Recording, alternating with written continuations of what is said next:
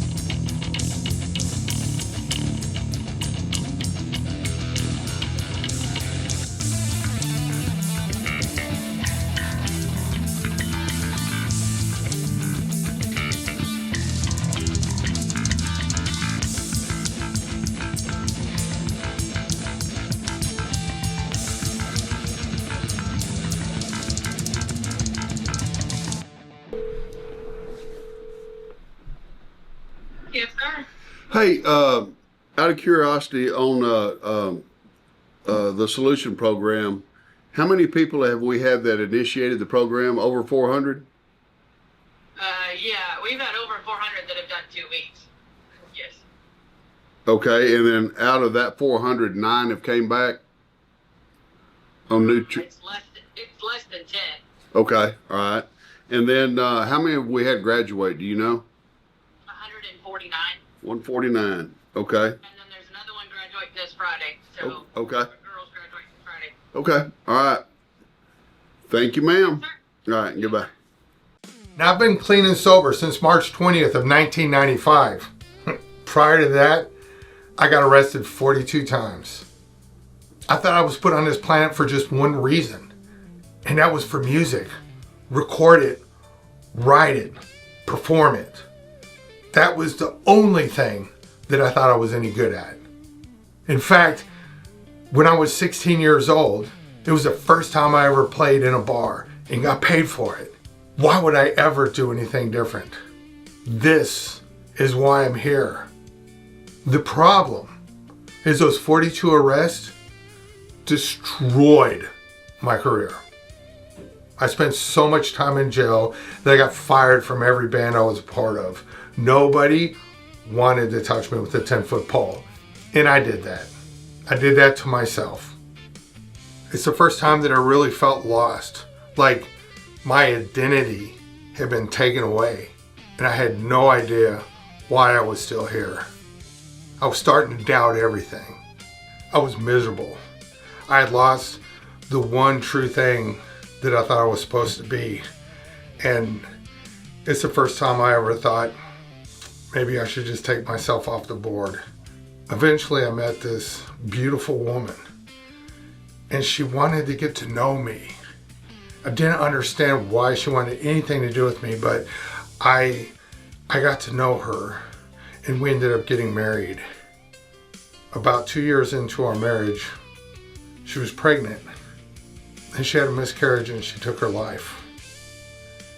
And everything fell apart. I hated everybody. I was angry with God. I thought, why couldn't I just turn left instead of right? Why would you make this happen? Why would I go through this? But the reality is that everything in my life today came from that one relationship, that one event. Everything I have. I ended up moving out to East Texas to get away from Dallas. I had some friends that inherited some property and they had a little log cabin on the back 8 acres. And they're like, why don't you come out here and get out of the city? And I'm like, I think I'll do that.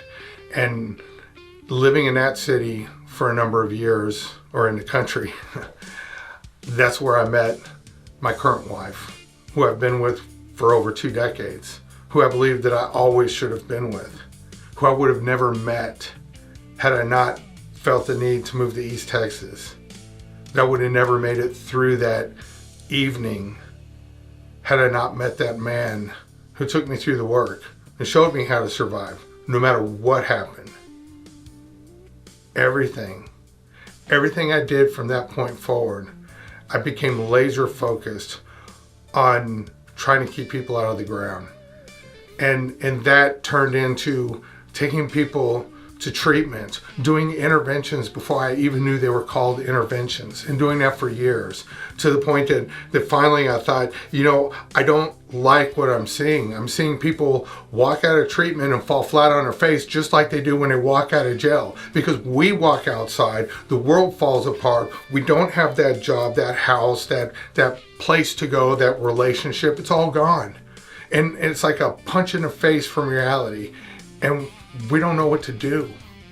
And so often what ends up happening is we get high, because that's the only way we know how to deal with it. It's either that or swallow our gun. And unfortunately, way too many people are doing that. And my thoughts became, how can I start preventing that? This eventually led to me opening a nonprofit treatment center. It was called Solutions in North Texas, and it was like Camelot.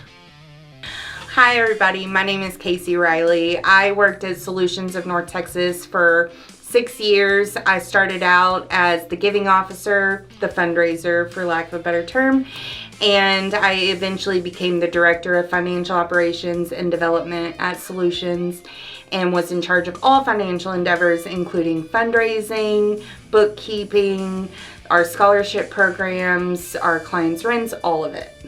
We put over 20,000 people back to work. Over the next 20 years, we saw great things happen. We saw families come back together. We saw people go to college. We saw people start their own businesses. It was absolutely amazing. My staff was a hive of badasses. At our last estimate in 2024, it was over 25,000 people were helped through the services of Solutions of North Texas. Millions of dollars in grant, revenue, donations, scholarship funds were given to clients in the form of services, meaning that nobody got turned away for financial reasons. I was able to help establish 3 different drug courts, and my county went from 1 specialty court to 9 specialty courts over the course of about 10 years. And on 2 of these drug courts, I served for a decade. Over time, I also became friends with people in law enforcement because they saw what we were doing and they were drawn to it. You never really think that the reason that the police were always so angry with me when they took me to jail is that they see us over and over. They arrest us over and over until they find our body. Then they are charged with telling the person who cares the most that we're never coming home. So when they saw something changing lives, not just getting people out of trouble, but revolutionizing their life to where they became productive members of society, they wanted to know more, and we became friends. The next day we got together and we created a friendship that still is strong today. We decided that we wanted to grow in effectiveness and understanding and figure out how we could help more people. Whenever I started looking around for what worked, what stuck out to me was this program that was going on in Texas. And I asked myself, what is the difference? And so I had to know. So I picked up the phone and I said, hey, what are you doing? What's the difference down there in Texas? You know, why are we having this not just immediate success, but this long-term success? So we started a jail program. Wait a minute, this is a little bit different. I gave it a chance and it works. It changed my life. It changed who I am as a person. It changed everything I know about myself and what I can do for myself. The class is everything. It saved my life.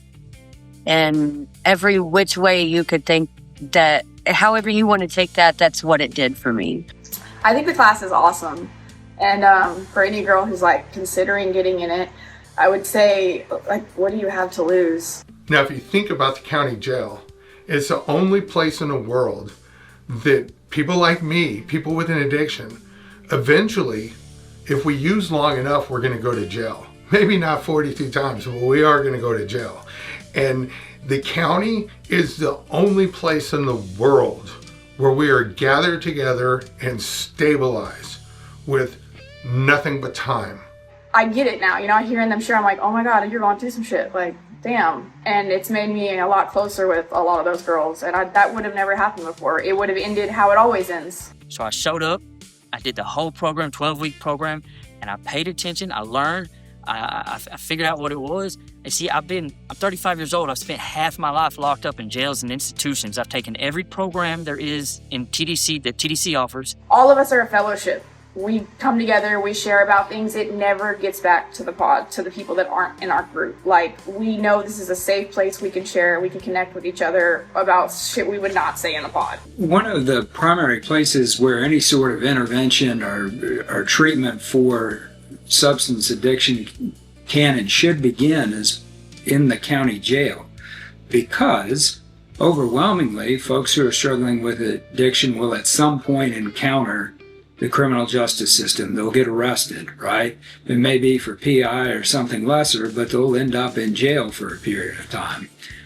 That is a situation where you have the greatest number of people sort of concentrated, that you can begin to introduce the idea of, hey, listen, there are things you can do to get better. This is a disease and we can begin to treat it. I've got 39 years of law enforcement experience. I started my career out with the Texas Department of Public Safety as a Texas Highway Patrol. I spent 21 years in the Texas Rangers. I retired from the Department of Public Safety when a good friend of mine ran for sheriff here, and he called and wanted me to be his chief deputy. I had 30 years with DPS. I was at a point to where I could retire and come back home, and so I did that. I spent 8.5 years as the chief deputy here, and I've been the sheriff since January of 2025.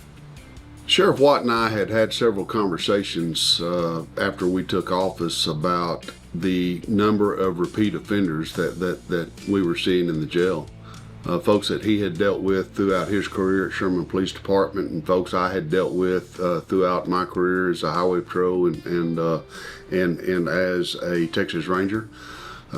We had talked about the fact that we were now seeing descendants of people that we had dealt with come back through. And Sheriff Watt had talked about the fact that it's a shame that there wasn't some kind of he talked about the fact that with the population in a county jail are transient, in that they're unadjudicated, they're in jail on charges that they haven't been to trial on, they're waiting to go to trial, and so being able to initiate a program in the jail where you have a transient population was difficult. And as fate would have it, he got a call from Sheriff Harold Evanson over in Rockwall County, who told him about this program that he had started using called The Solution. So Sheriff told me about it, and it made a phone call to you and set up an appointment. You came up to visit us, and I'll never forget, you came walking in and sat down and told us about your history. And me being a long-time cop, I was extremely skeptical. I thought, man, there's no way this is going to work. But it was worth a try for sure. After we sat and visited with you and Jeff, Sheriff and I talked about it, and we thought, man, why not? I mean, you know, what do we have to lose? And since the inception of the program here at Grayson County, I've been nothing short of amazed at the results that we're seeing. I'm sitting around the dorm and I'm just depressed and I got nothing going on, so I give this class a shot. We've had the program, the solution program here in Grayson County for a little over 2 years now. In that 2 years, we've had 400 people that have initiated the program. Of that 400 people, we've had 149 graduate the 12-week program. And out of that 400 that initiated the program, the 149 that completed the 12 weeks and graduated, we've only had 9 people come back on new charges. I think those numbers are amazing. But even more importantly, we try to attend every graduation. Sometimes scheduling conflicts just prevent it, but we go to these graduations. I can't tell you how many times I've heard the people talk about the difference of this program versus other programs that they've been to. I've had multiple men and women talk about the fact how those programs just don't work and that this one was different. I wasn't making it at life, and so I didn't want to live anymore. And I made a plan, and the only hindrance was getting arrested. And I was just going to do my time and get out and, you know, follow through with my plan. I never thought I was sick from drugs and alcohol. I thought that drugs and alcohol were fun and the thing to do. When I got out of prison, I didn't know what to do with my life. Coming out of prison was actually harder than going into prison. I thought I was ready, and I definitely wasn't. The things that I learned in this class, I implement them every day, not even knowing I'm doing them, at a whim. And I feel so grateful at the end of every day, so changed, so relieved. The fear is gone, the depression is gone. Everything I was worried about 5-6 months ago, my life was over. I found out through this class that my life is just beginning. And I saw girls that were coming back from this class. I saw the note on the window in our dorm, and I thought, well, that's new. And I saw the girls that would leave to go to the class, and when they would come back, how happy they were. Happy in jail, you know, but they were happy and laughing and having a good time. And I thought, if I could get just one little piece of that, then, you know, maybe, you know, who knows what it could change. And here I sit today, a really happy woman, and it's everything to do with that class. And I know that getting out this time will be different because I have a whole support. I have women by my side that have been there, and I have a number to call if I ever feel hopeless again.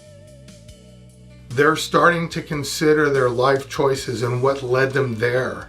If we hadn't been in this class, we probably would have fought and gotten blue slips. But coming in this class and hearing them share about the shit they're going through and why they are the way they are in the pod. The moment that jail door opens up, they scatter like the wind. So we have this unique time and place. If 90% of them are going to go back home and only 10% are going to move on to the penitentiary where they may or may not have quality programming, the 90% are leaving no different than the day they were arrested. When I got out, I realized I had to structure my own self, and I had no idea on how to do that. I wasn't prepared to be in the free world because I didn't know anything. We do not know how to live out in the world. There is a whole new way of life that we have to learn, and Solutions really set itself apart by teaching people these things. So when people left our services, they were completely prepared to live a life sober, happy, and responsibly.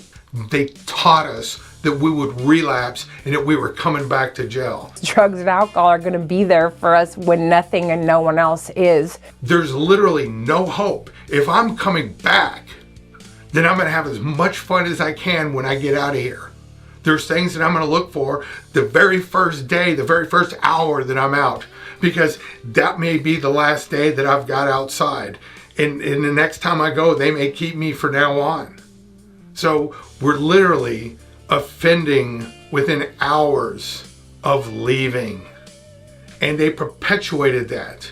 It's like they don't ever get out of that lifestyle even though they're in here. It's like, that is what led you here, and you're sitting there bragging about it to each other like, oh, you know so-and-so, you know so-and-so, like, oh. We went to the National Sheriff's Association and we pitched this idea to them, thinking that it would be great if they saw this and said, we think that's a good idea. We're going to endorse this. But what happened was they partnered with us, and we didn't see that coming. They partnered with us, and we started going out to different counties in different areas. So I'm on my way to Bonneville County, Idaho, to launch our jail program in their county jail. And I'm driving, and I tell you what, I just had to stop for a minute and look at how beautiful this place is. So I'm Sam Holtz. I'm the Bonneville County Sheriff in southeastern Idaho. I'm in my 6th year as the sheriff here. I've got 34 years in law enforcement. I've done a little bit of everything across the board as far as in law enforcement work. Being the sheriff here is kind of the culmination of my career. I also serve on the board of directors for the National Sheriff's Association, and I was just recently elected as Sergeant at Arms for Western Sheriffs. We're from Idaho Falls, Idaho, out here in the neck of the woods. He's recording that. When we were in the Ignite Solutions, it's something that me and Catherine talked about, was going back into the jail and volunteering to facilitate some of the classes there. And the fact that we are actually doing it is, I don't know, to me it's some sort of purpose that I think we have with this the recovery community. I'd be lying if I didn't say that here and there I think about it, but I remind myself what I've struggled so hard to rebuild. And it's been a busy, long 8 months. But every bit of it has been worth it. We come to know about the Solution Program through Ignite, which is inmate growth naturally and intentionally through education, which is a National Sheriff's Association initiative that was started by Sheriff Chris Swanson in Genesee County, Michigan. In 2020, people were looking for an answer across the country, and we launched Ignite September 8th, inmate growth naturally and intentionally through education. What they were looking for is how to reduce crime. How do we build community relationships? How do we heal race relationships?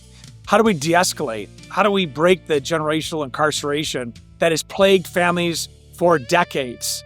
And the answer is education, but not just a program, a culture change. Education based on a meritocracy, that if you do something well, you get rewarded for it. And that's the backbone of Ignite. When we launched, we saw the results almost immediately. In 90 days, jail violence came down 90%. The conflicts on the floor were immediately seen as more civil than ever before. And we knew from the beginning we're going to track our data, every point, so we could scale it out. I knew it was going to work, but I wanted to have the data to show it. Within a year, we came to the National Sheriff Association.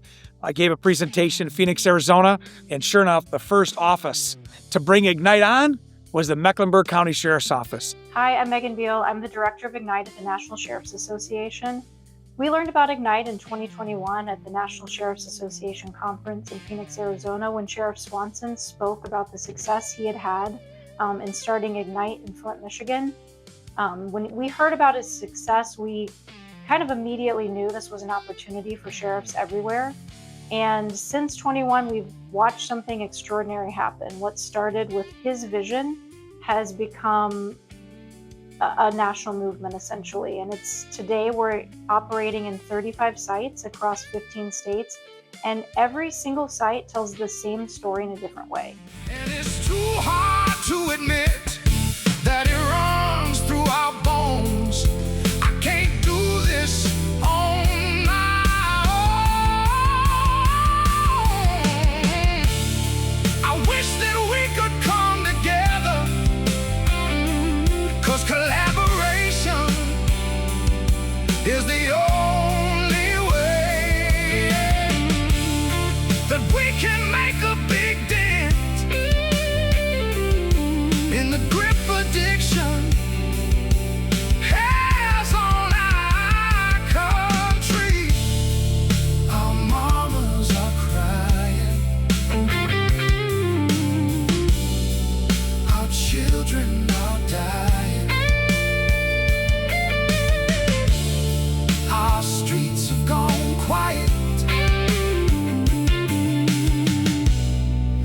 my faith has grown tired.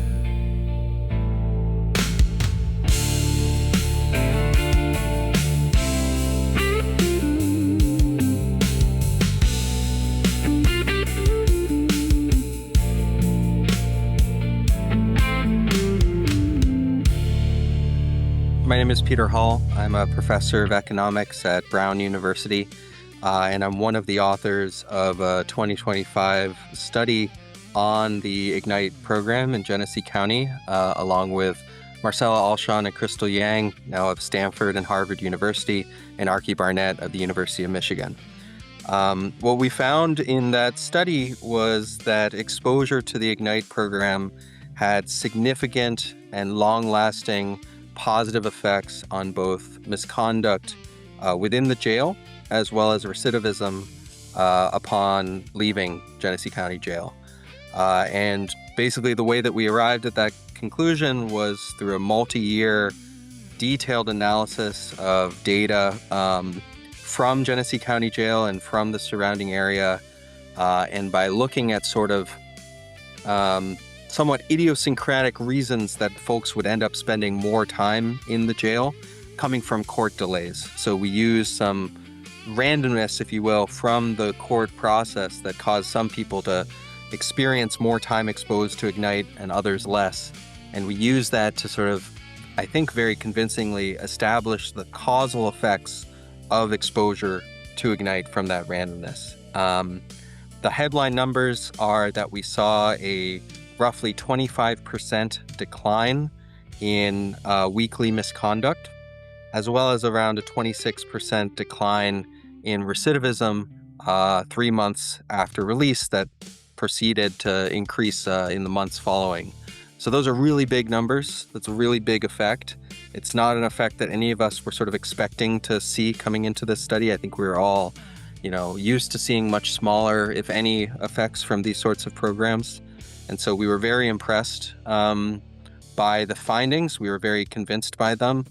And we ended up publishing the study in one of the top journals in economics, which we're very happy about. And we're starting to work on some follow-up work now, exploring the rollout to other sites across the country. And that's where we are today. Sheriffs across the country see the value of education, see the value of the meritocracy, telling people a great job that have never, ever been affirmed like that. Because when you do that, and they are released back into the communities, where 9 out of 10 of them come back to the community, only 10% go to prisons in America, they don't return to jail. They don't reoffend. They don't readdict. They have something positive. And that's the magic of IGNITE. When you look at everything that is fed by the drug trade, both financially and crime-wise, then every issue that we're dealing with is driven by addiction. If we can put a dent in this one area, we can lower crime, lower recidivism. We can not have as many domestic violence issues. Domestic violence, it's not 100% driven by addiction, but a bunch of it is. I worked on a family drug court for a decade. Not all CPS removals are driven by addiction, but most of them are. Everything, even the commercials late at night with the sad animals where people are drunk and watching the sad dogs and they're like, oh my God, and they're writing checks and sending it to them. Why do you think there's so many animals that need to be rescued?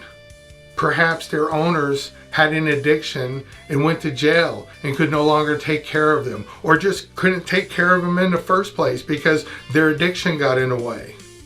Everything that we deal with, the crime rate, the insurance rates, everything is driven by addiction. And it's just one area that we're just not really paying attention to. It also reduces the social cost of crime by more than $7,000 per person per year. So we know this isn't just a correctional issue. It's a workforce issue, it's a public safety issue, a family issue, and ultimately an economic issue as well. We see a difference, and we see people availing themselves of the opportunity And that's powerful. It's powerful for the individual. It's powerful for the staff here in the jail that realize that they're agents of change. And it's powerful for our community because we're handing people back better than they came in. To hear the testimony of these men and women who go through this program and the impact that it makes on them personally is, again, like I said a while ago, nothing short of amazing. When you do have them in a jail cell, you literally have their attention 24 hours a day.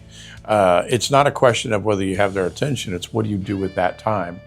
And I'm seeing programs that are actually taking advantage of time that people would ordinarily be, sitting on their bunk, 3 hots and a cot. If they're sitting there doing nothing, they're getting nothing.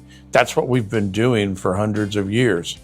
Well, it's those innovative ways of addressing that time, doing something with that time that I believe makes a difference. It's just a matter of whether or not, different agencies are willing to employ those new particular programs. And it's my understanding that it's those few agencies that are taking the initiative that are actually employing those different programs that you're actually seeing success that we hadn't seen before. I think this jail program is working because people who feel they are hopeless or are in a hopeless situation are being given hope. We just can't provide treatment. We have to show them how they can not just survive, but thrive in the world. If I am relegated to financially struggling for the rest of my life because I have a felony charge and I can never have a good home and never have a good job, then what's the point?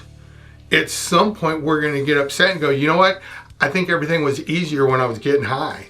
At least I didn't notice how bad my life sucked. And so this mental obsession just starts kicking our ass, telling us that everything's going to be better if we just get high. And this is the one thing I think that people don't really understand. In fact, I know it is. When I look at some of the programs that are out there, it becomes painfully obvious that the people who are in charge of making the rules for those of us with an addiction don't really understand the problem in the first place. They don't understand that moment of walking out of jail or treatment, which is really the same thing. The door swings open, ready or not, here's the world. If you're not prepared for it, you're never gonna make it. When everything is gone and we go into despair, we're either going to get high or, as I said earlier, we're going to swallow our gun, and that is unacceptable. And if we don't understand that and we don't teach to that point of view, then we're wasting our time and our resources. Every county received some opioid funds. And the idea was that the commissioners who have their finger on the pulse of their community could immediately put it out in the community so that it can make the biggest difference. They are restricted funds. There's only so many things you can do with it. Our city received some funding, not nearly as much as the county, but with their funding, they decided to buy Narcan for all of the first responders, which is an excellent choice and it's absolutely allowable. But our county commissioners have decided not to give the money to anybody. We started seeing a significant decrease in funding, and unfortunately, because we wanted to prioritize the highest level of care to the very, very end, we did have to shut down early 2025. And since then, our county has lost its only real resource for these services. One day it all just went away. I have been on drugs since I was 13 years old, and nobody could tell me anything. I come to Solutions a year and a half ago, maybe 2 years ago, and I'm still plugged in with the program. They have helped me, taught me how to manage my life, direct me, and show me things that I've never known. I thought it was okay to do drugs. I thought it was okay to live the way I was living. And today, that's my family. This past year, I gave away over $487,000 worth of treatment because if I didn't, there was nobody else to do it. Those people would not be alive today. They would not be with us. The recovery that he brought into our lives trickled down to not only my mother, who got into recovery when I was 16, but also me, who got into recovery when I was 30. I broke a third-generation curse. I got sober. I saw no way out. I thought that I was going to die in my addiction, or die in prison, or die with the people I was using with. I was gonna die alone. If it hadn't been for them, I probably would not be standing here right now. This gave me an outlet to, rechannel what I was doing and be a better person. Solutions of North Texas gave me my mom back. I should be dead. I got saved by the grace of God, and Solutions showed me the way. I was literally gonna die in that life. Solutions was my rock, my foundation. It has been claimed that Denton County received over $1 million in opioid settlement funds. I wish we had, but to date, we have only received $424,602.68. The good news is that we have earned over $25,000 in interest earning. The sad thing is that man will never understand just how offensive that remark is. Money set aside to save lives. Parents that testified in Congress about the children that had died, the overdoses that had happened, that this money was set aside and given to every county to help save lives. And we have people sitting on it for unrestricted funds that come out of the interest. This is not just a Denton County problem. This happens across our country. There are many counties doing the same thing. Hi, everyone. Brett Madsen. I am the Legislative Director for Justice and Public Safety at the National Association of Counties, or NACO. NACO represents the nation's 3,069 county governments across the country. We also represent over 40,000 elected officials and 3.6 million county employees. So NACO really has been focused in this space on sort of the outcomes for individuals coming in and leaving jails. We know that a vast majority of individuals entering into local jails are coming in with either a behavioral health or a substance use disorder, or oftentimes both. And so this space in particular is one where we've invested a lot of time and a lot of resources into figuring out, identifying the problem, but also figuring out where counties are doing innovative things to help these individuals to make sure that they're coming back into the local communities in a way that is beneficial, not just to them, but obviously the community writ large. If you call them enough times and enough people call them, they will listen. Elected officials respond to what the public wants and what the public is vocal about. That's why potholes get fixed. Make that call, write that email, talk to your county official if you see them in the grocery store, and obviously be respectful. They're people too, they have family too, but just know that your voice does matter, and that's really the only way that change is going to happen at the local level, but also just across all levels of government, is by making your voice known and your voice heard. I think that for a long time, we all just thought this problem is too big. I mean, it's too big. If the government can't solve it, then it's just too big. And it's just one of those things that's gonna get worse, that we're sold a bill of goods that we think this is just how it is. This is how it's always gonna be. And there's nothing really that can be done about it. There is something that can be done about it. This works everywhere. To make no mistakes is not in the power of man, but from their errors, the wise learn good for the future. And I think that sums up Ignite best. Ignite really isn't about, hug a thug or anything like that. For myself, I was incarcerated for 28 years. I had a life sentence, supposed to die in prison. Today, I serve as a director for the largest mental health company in the state of Michigan. I've known Scott well over 10 years. I believe we first started officially working together on a sort of a permanent basis was in 2017, when I was appointed to start representing individuals in the Denton County CPS drug court. Whereas, we would represent individuals there and they would be attending Scott's program, Ed Solutions. Before that time, I had referred a number of cases to him just because of word of mouth as to the type of services and the success that he had received from his program. So I'd send clients there to address their recovery issues. Since 2017, I'd worked with him on a number of cases. And then 2023, when I took the bench at 367 District Court, I also took over that CPS drug court and worked with Scott during that particular time. So here I am again in Idaho Falls, Bonneville County, Idaho. And early this morning, we're going to drive up to Coeur d'Alene to the Idaho Sheriff's Association. And that is almost into Canada. Last night, we had several graduates get together and go have dinner like a family. I'm Shannon. I caught a trafficking charge in 2024 on Halloween, and it saved my life. I've seen a lot of programs. I've seen a lot of people coming out of programs that come out hair on fire about being sober, but they don't really understand what it's going to take for them to stay sober. Say a person is arrested for third-degree felony possession of methamphetamine, and they bond out of jail. Their access to treatment programs, both inpatient and outpatient, is entirely tied to what they can economically afford.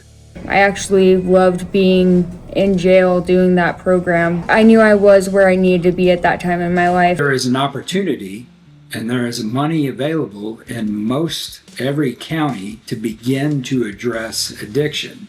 I think convincing people that it's possible is the real thing. And I'm telling you, it's being done. It's not that, hey, this is this hypothetical idea that may get us there.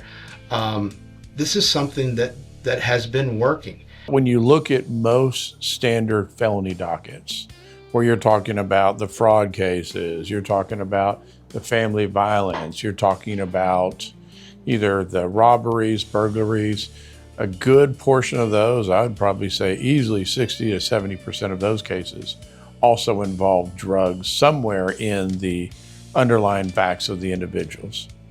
My name is Antonio Hash, and I'm the sheriff of Roanoke City. Being a part of the national platform, sheriffs all over the country are getting involved back in changing the cultures of incarceration. Those individuals who come into our custody, but putting them back into our communities better than the way we found them. And so I don't take this opportunity for granted, because I know what it means to see somebody struggling or hurting, or, dealing with a situation, and then they want to be rehabilitated to return back to our communities better. And so I'm just appreciative to be a part of a platform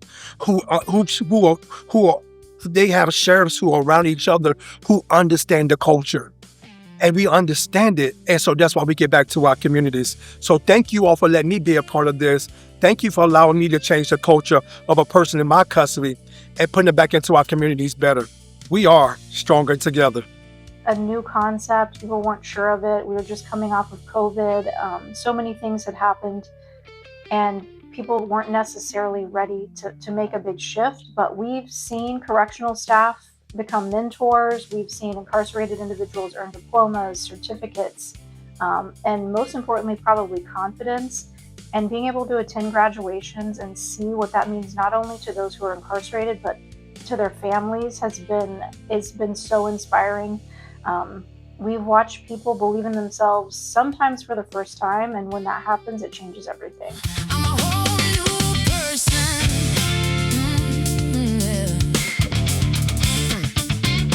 Mostly the biggest thing I can say is that I have a life that I want to live. I didn't want to live before, and I'm happy to wake up every day. I get to wake up every day. I get to be a part of something great. So I'm 2.5 years clean. I'm a manager of a fast food chain. I'm a big part of the recovery community. I'm part of a fellowship. We're actually trying to spread new fellowships into other towns that don't have them.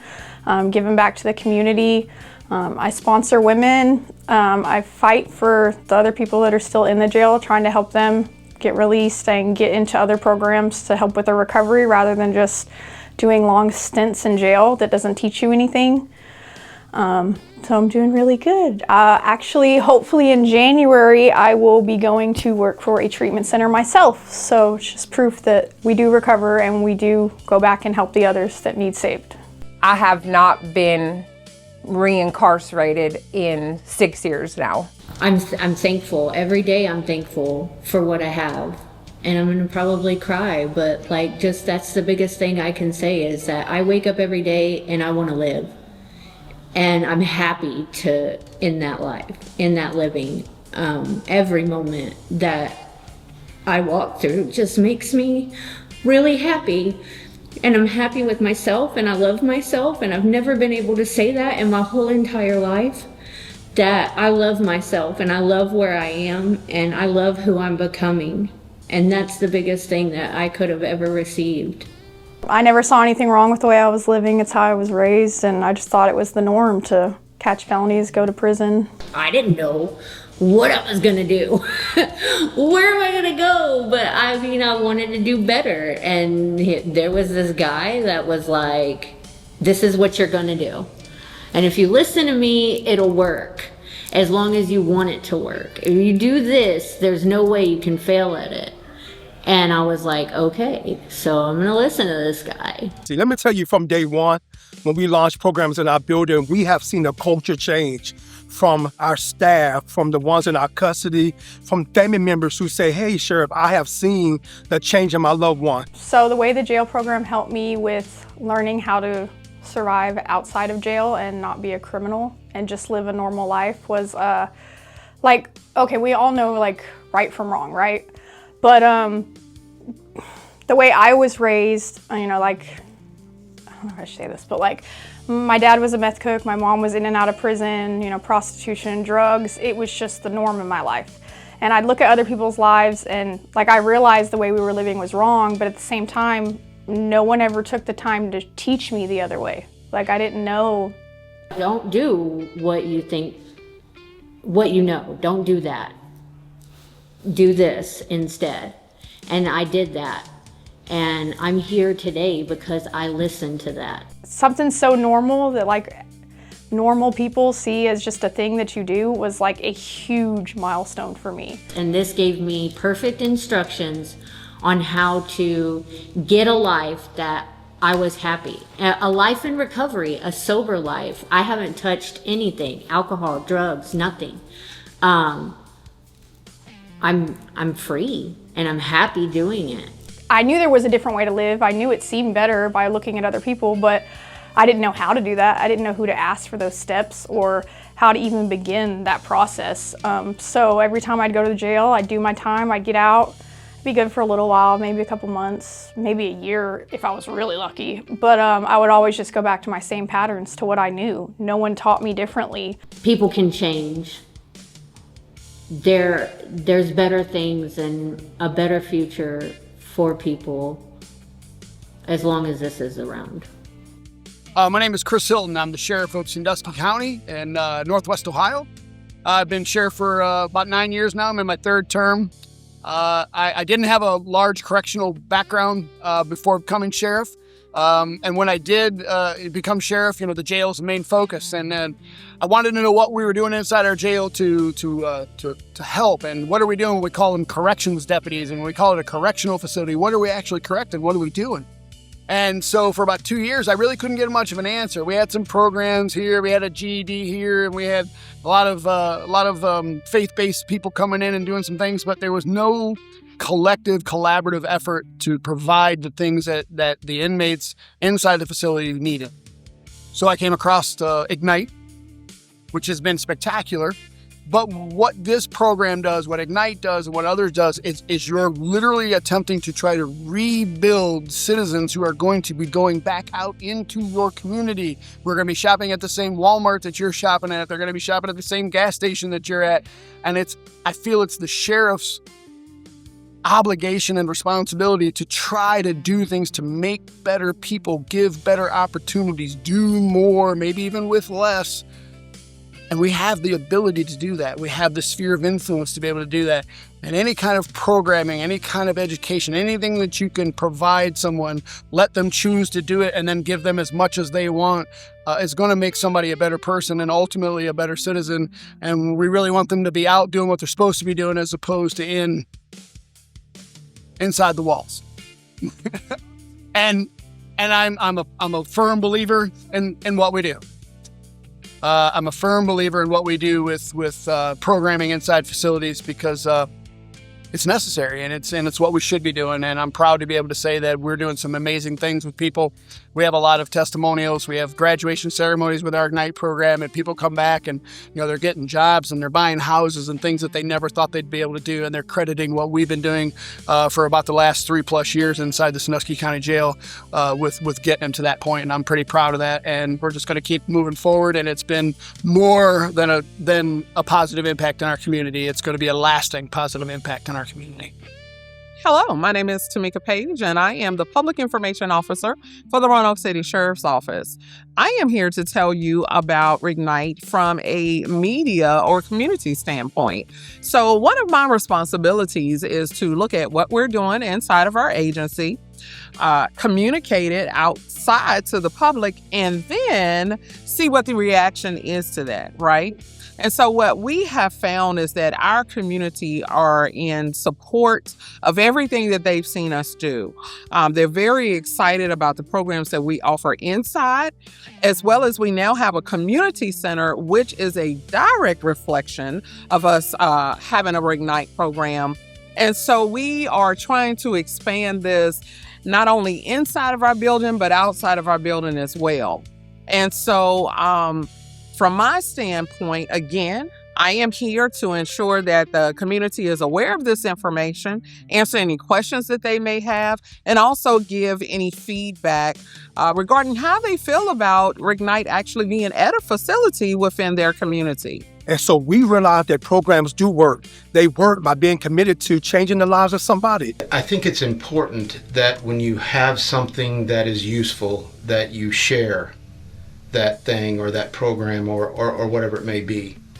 Because at the end of the day, the goal is to help as many people as we can possibly help. Now, in order for this to work, the people who are attending the classes, they must relate to the information that's being provided to them.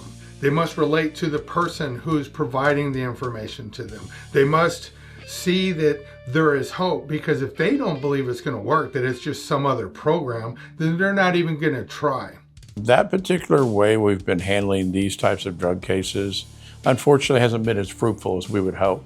A lot of times we'll have facilities that have less or no avenues for recovery, or there's just not the emphasis put there. Our job is to teach it to them in a way that they can understand it, a way that they're looking at it. Because if we cannot teach this from the point of view of the person who is dealing with the issue, then it's not going to be effective. I don't care who you are. I don't care how many degrees you have. If you cannot make this relatable, it's not going to have the desired effect. We've seen that over and over. What we were doing wasn't working.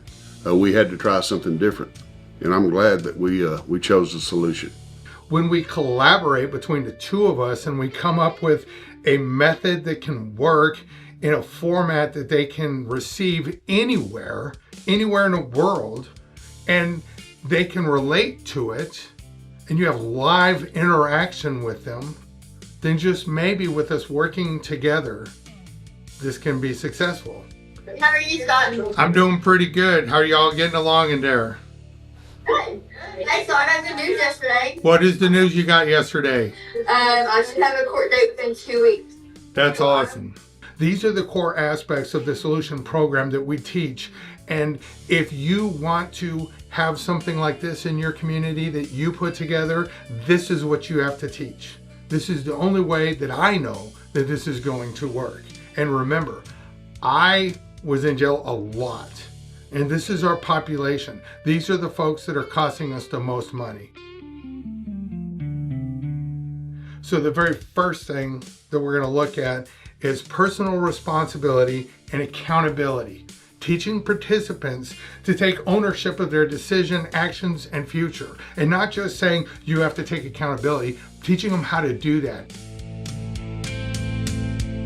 But if they can really and truly understand that they have put themselves in that situation and that it's a temporary situation that they don't ever have to repeat, so that that person will never be able to talk to them that way again. Just understanding that and knowing it and believing it makes it a lot more easy to put up with when you feel like people are not talking to you the way you want them to. Another thing that we have to look at is their emotional intelligence. This is when I've spoke to different states about programming that they're doing in their penitentiaries. This is a concept that they act like I don't understand. And they throw around words like, well, maybe you need to understand criminogenic behavior. Look, buddy, I am criminogenic behavior. I understand this. I understand emotional intelligence, learning how to recognize, manage, and respond to emotions in a healthy and productive way. That's part of the key right there. You know, a lot of people thinking, well, if we just make better decisions, then we won't do things that put us in trouble. They don't understand the desperation of knowing I can't live with it and I can't live without it.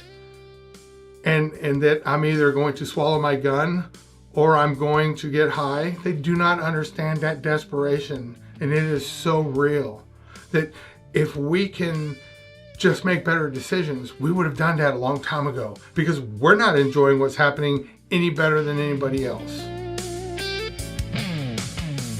We have to have a strong recovery foundation. We have to teach them how to stay clean and sober. No exceptions, not, well, you can do this part or you can do that part if you're happy about it. We have to have a strong and solid foundation in recovery, or nothing else matters. But we have to add to that. I can have a strong recovery foundation, but if I'm relegated to a life of suffering, I'm still not going to like it, and I'm probably going to return to previous behaviors. Character development. That's another huge thing that we need to look at. Building integrity, honesty, discipline, and strong personality traits. This is something that we have to accomplish.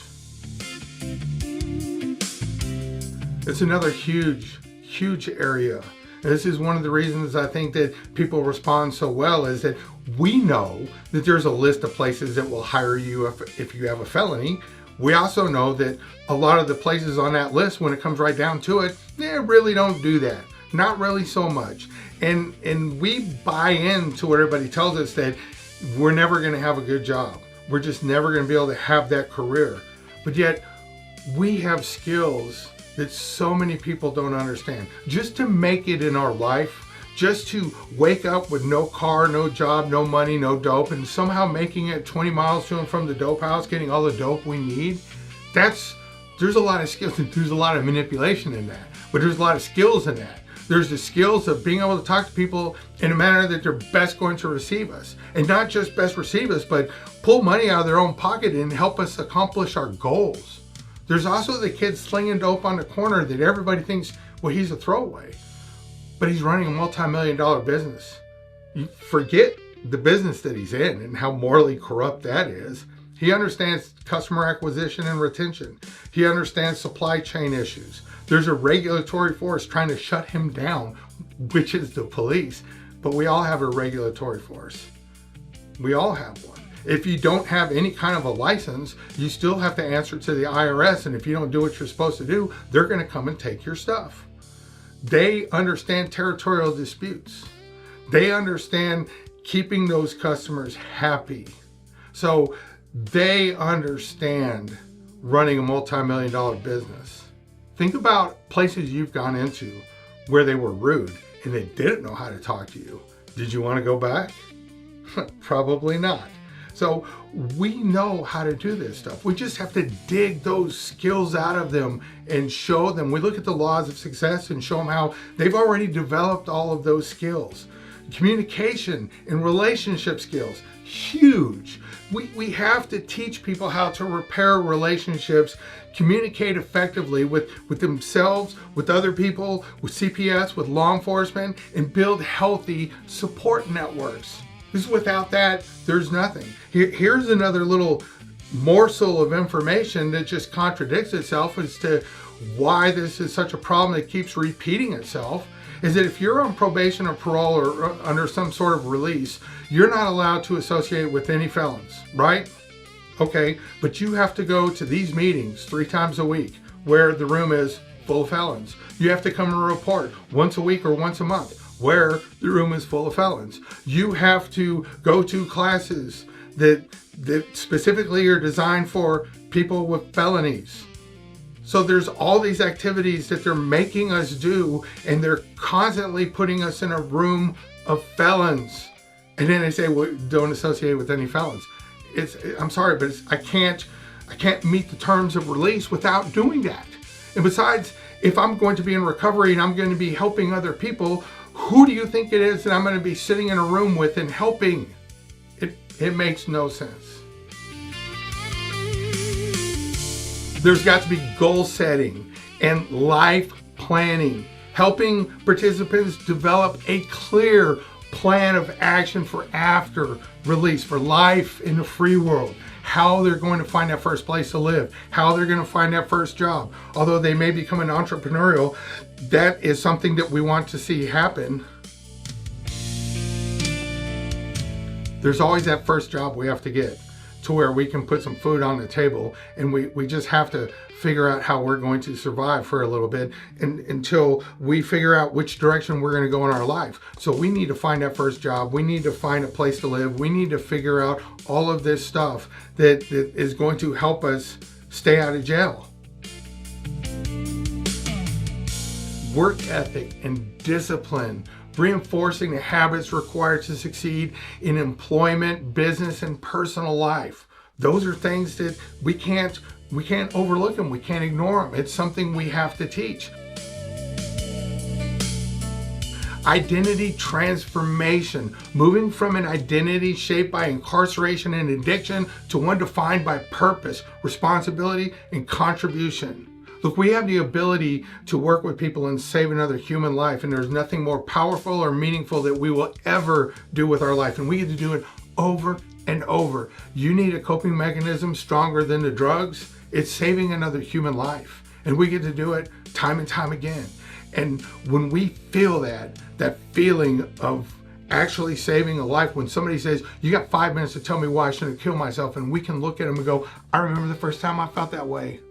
For years, my prayer was, God, if you're real, please kill me. I don't want to be here anymore. I can't do this. And they're immediately drawn to us. How come you don't want to die anymore? Because I stopped doing dope and I'm actually happy about it. In fact, I'm looking forward to going to work tomorrow. Because we're not talking about all the things they need to live for, their kids. It's the opposite. It's the opposite from what you would think you would do. Because sometimes it's our own kids that we believe would be better off if we took ourselves off the board. That our family, our friends, everybody would be better if we just weren't here disrupting their life anymore. So you bringing up kids is reinforcing the fact that I shouldn't be here. But when we speak those magic words and they hear that, it gives them the slightest bit of hope. It's like, can you show me what to do? Of course I can. And in that split second, you've saved a human life. And that is better than any high. In fact, that automatically becomes the way that we start dealing with stress, is start working with other people, because we're all bringing stress along. I've got bills, I've got whatever it is I'm dealing with. If I take a moment to get outside of myself to work with somebody else, all of that, it's still there, but it gets put into context and it's not so big. And I'm reaching into the life of somebody else. It's like God is opening the sky and reaching into my life and making me stable. On the other hand, I can get real high and then I don't care about any of that stuff. But the next day it's still there and it just gets bigger and bigger. and bigger. Lastly, we have to have reentry preparation, equipping participants with practical tools to navigate housing, employment, and life after incarceration. If we don't cover these main points, then we're wasting our time. It's not complete. An addiction program should be a reentry program. It's the same thing, because one without the other is never going to work. I'll share anything I know with anybody who wants to do this in their community. We have figured out how to beam it anywhere. There are people who can do this in their own community. While we're on that topic, let me just say this. If somebody with an addiction sits around waiting for things to change, it's only going to get worse. It's going to get worse. If a community is sitting around waiting for things to change, it's only going to get worse. You have to become active. You have to call your elected officials and tell them that your community deserves a program like this, that you can help put one together, or you can contact the people who could put it in there, but that you need that in your community. And until people start calling their elected officials, it's never going to change. Why do potholes get fixed? Because people call and complain about it. What do elected officials respond to? People calling them. Not one person calling and yelling. They respond to thousands of people calling and saying, we want you to explore this. We want you to take this information and look at it, and then we want to talk to you about how quickly we can implement it into our community. That's the only way things are going to change. Again, this war on drugs is over 50 years old. It's gotten worse. We're now losing children who are trying something for the very first time, and because it's got fentanyl in it, it's killing them. We barely scratched this topic in our schools.